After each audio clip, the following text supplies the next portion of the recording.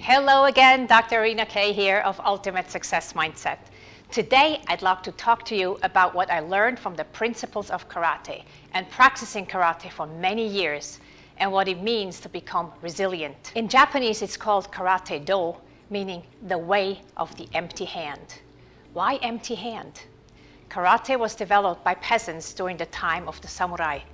Only the samurai were allowed to carry weapons. So when the peasants had to defend themselves, they were only able to use their instruments of working the land or their empty hands. The hands themselves became the weapon. If you think about taking a frail hand and use it to chop a cinder block or blocks of ice, you'd think you'd break your hand, right? But it is getting done. I used my own palm to break through 4 boards of wood simultaneously and used my elbow to actually break a cinder block. How? The only way is by engaging your mind. You must become absolutely confident and certain you will be able to accomplish that. So even if you think that all you have are empty hands, know that you can bring so much good to the world. You have it inside of you. You can be the shining light for other people in your world. And even with empty hands, you are enough. You are strong enough to defend yourself against mental and emotional attacks. You are strong enough to be confident and sure of yourself. The problem usually are limiting beliefs, old codes in the brain that hold us back. These beliefs were imprinted early in childhood and possibly reinforced throughout your life experiences.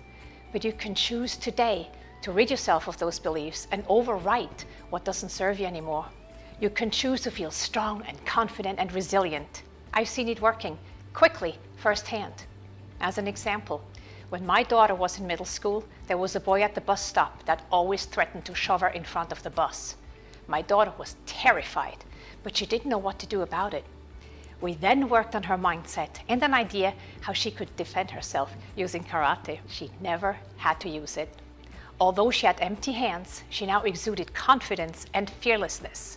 This boy never threatened her again. She became resilient. This can happen for you too. Get the confidence and the security of being enough, of being valuable, of being in service, and good people will flock to you. Let yourself be surrounded by positivity, by projecting positivity and confidence yourself. Choose to be positive and you will see that you are becoming impervious to negativity.